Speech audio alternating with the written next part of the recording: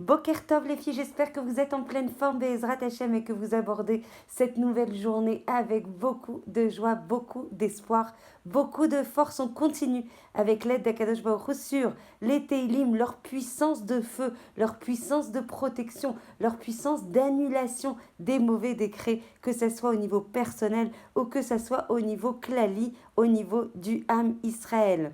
Très très important de comprendre que les Teilim, à contrario de la Torah, même s'ils ne sont pas récités avec Kavana, c'est-à-dire qu'il n'y a pas eu de compréhension par rapport à leur sens, alors le fait qu'il y ait une bouche propre, c'est-à-dire qu'il y ait dénué de la shonara, un cœur pur qui fait ça mamash mamash lishma pour le nom d'Akadosh Baruch Hu, alors tous ces Teilim montent de manière extrêmement fluide jusqu'au Kisei HaKavod, jusque vers Akadosh Baruch Hu. Il faut savoir, on a parlé beaucoup des tsarot de David Amelech à Lava Shalom. Pourquoi j'ai raconté tout ça? Pour montrer justement que malgré le tsar, malgré la tristesse, malgré les épreuves extrêmement sollicitantes, extrêmement profondes, qui lui ont causé beaucoup de nezek, de préjudice physique, beaucoup de nezek au niveau moral. Le roi David est sorti de ce tsar, s'est dépassé, a dépassé sa souffrance pour justement montrer à tout le Ham Israël, et quel que soit le Ham Israël, quelle que soit la place qu'il a dans cet exil, il a montré qu'on était capable de sortir de ses limites, de sortir de son ratson intérieur, de sa volonté intérieure, pour louer, pour remercier, pour se rapprocher, pour intensifier l'amour avec Akadosh Baruch Hu. Vous savez, en tout cas, je ne sais pas si vous le savez, mais il est important par rapport à tout ce que je vous ai, tout ce que j'ai partagé avec vous dans les 2 précédents cours, par rapport aux souffrances du roi David. Le roi David est mort de froid. Il a eu une vie, comme on l'a explicité, une vie extrêmement dure et une vie amère. Et ça ne l'a pas empêché, au contraire, de se rapprocher et de ne désirer qu'Akadosh Baruch Hu. Grâce en fait au Teilim, il faut savoir que le peuple d'Israël est supérieur à Mamlechet Kohanim, au royaume pas de Kohanim, par rapport aux anges. Par rapport aux anges, ils sont considérés comme supérieurs et leurs tfilot sont plus précieuses que celles des malachim. Il est marqué dans Masechet Chulim, Chavivim bnei Israël, yoter mimal ache asharet. Parce que justement, Israël omrim shira bechol sha'a. En fait, les malachim ont des temps mesuyamim, ont des temps spécifiques dans lesquels ils vont réciter cette shira, dans lesquels ils vont chanter pour Akadosh Baruch Hu. Ça ne se passe pas à toute heure de la journée et de la nuit. A contrario, comme c'est rapporté dans cette Masechet, les Bnei Israël sont chéris, adorés. Hachem est amoureux des Bnei Israël parce que justement, ils peuvent entonner ces shirim. Donc cette shira, ce chant du fond du cœur, à tout moment de la journée et de la nuit. Et bien, Bezrat Hachem, on va s'activer là ce matin pour comprendre, est-ce qu'on a le droit de faire les Teilim la nuit, dans quel contexte, pourquoi faire, etc., etc. Donc, vous savez que pendant la nuit, on l'a beaucoup étudié, notamment le Shabbat. La nuit, en fait, fait référence à la Midat Adin. A contrario, donc la Midat de rigueur. A contrario, le jour va symboliser la Midat de Chesed. Donc en fait, la rigueur, c'est quoi? C'est les mauvaises choses, c'est les xérot kachot, c'est les décrets qui sont pas bons. Et d'ailleurs, on voit souvent, lo alenu, lo alechem, quand il y a des cholim, quand il y a des malades, on voit très bien que la situation s'aggrave. Beaucoup plus pour des malades, en fait, pendant la nuit, parce que justement, le Yetzer Hara est beaucoup plus fort la nuit. Il se passe beaucoup plus de choses qui sont relatives à la nuit, et donc au rocher, et donc aux forces obscures. Et d'ailleurs, on te dit d'étudier beaucoup plus de Torah la nuit. Pourquoi? Parce que justement, ça va amenuiser les forces du mal et ça va faire grandir les forces du bien. Donc, les forces du bien, c'est la vie. La vie, c'est la vitalité et c'est la protection du Ham Israël et de nous-mêmes et de notre famille, évidemment. Donc en fait, plus on va augmenter l'étude de Torah, qui est considérée comme la vie, comme la lumière, et plus on va amoindrir l'obscurité. Par contre, le Hari Akadosh, donc on va avoir des déot shonot, des positions différentes. Le Hari Akadosh va dire qu'il n'est pas bien de lire des Teilim la nuit, sauf Rosh Chodesh, sauf Shabbat qui est Kulo Chesed, qui est Kulo Kadosh, et on a le droit de lire les Tehillim autant qu'on veut et à n'importe quel moment, sauf Yom Tov, qui est considéré comme un petit Shabbat, où on peut lire les Tehillim jour et nuit.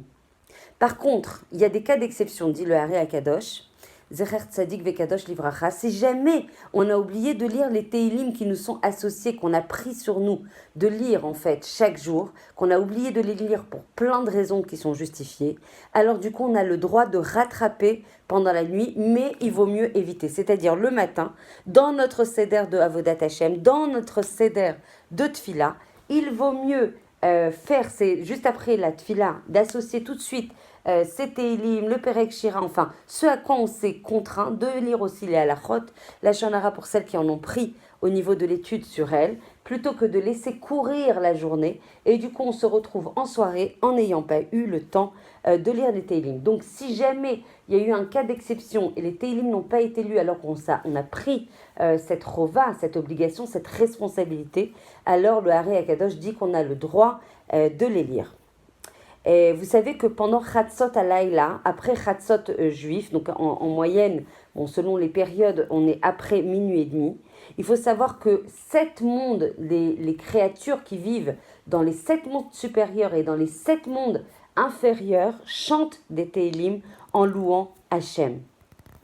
Donc en fait, le meilleur moment, c'est justement pendant la journée, c'est le moment en fait où c'est Kulo Chesed et où du coup on va alimenter les forces en fait du bien qui vont permettre de protéger le monde, qui vont permettre d'apporter de la vitalité au monde. Et depuis, le Rabbi Nachman va dire qu'en fait le moment le plus important, ça va être justement quand on va pleurer pour le Beth Amikdash après Tikkun Chatzot, de façon à inclure nos problèmes personnels, nos difficultés, nos épreuves dans justement le manque, le chisaron que nous cause le Beth Amikdash. Par contre, quand il y a justement des problèmes de personnes qui sont parties dans le Olam HaMemet, qui sont décédées, on a complètement la possibilité de lire les Tehillim pour cette personne, même le soir. Il faut savoir que les Tehillim en fait font remez, comment on dit, illustration en fait au nachash qui est en nous. Au nachash, c'est-à-dire le Yetzer Hara, le facteur de tentation, le facteur qui veut nous faire tomber à tout prix, le facteur qui veut obscurcir notre avodat Hashem. Il faut savoir que nachash, c'est les rachet tevot, donc c'est les premières lettres en fait du mot zemer. Quand vous prenez en fait les lettres du mot nachash, vous prenez en fait les lettres qui sont antérieures, qui sont avant. Le nun, c'est le même. Le chet, c'est le zayin. Le shin, c'est le resh. Ça compose le mot zemer. Ça veut dire que quand tu chantes, quand tu vas entonner des tishbachot, des louanges pour Akadosh Baruch Hu, ça va tuer, ça va détruire, ça va annihiler les forces du Yetzer Hara. Donc en fait, même si l'étude de la Torah est extrêmement importante parce que c'est là qu'on récupère de la lumière, de la vitalité. Il faut absolument comprendre qu'on ne peut pas se passer des Tehillim. Il y a aussi quelque chose de très important que je voudrais partager avec vous. Le Tehillim 91, Yoshev Beseter Elyon Betzel Shaddai Itlonan, c'est un Tehillim qui permet aussi d'expédier, de faire sortir tous les Mezikim, c'est-à-dire tous ceux qui veulent nous porter préjudice, et tous les Mekatregim, c'est-à-dire tous les esprits qui veulent être accusateurs par rapport à la personne. Donc en fait, c'est vraiment un ange protecteur, et d'ailleurs il est très très important, si on en a la possibilité, quand on arrive au niveau du Shmona Esrei, quand on dit Yehi Ratson ou le dernier paragraphe, alors là on a la possibilité d'intégrer le pasuk des Tehillim, Yoshev Beseter Elyon Betzel Shaddai Itlonan. Vous faites une pause, en fait, juste avant de finir et de faire justement les 3 pas en arrière.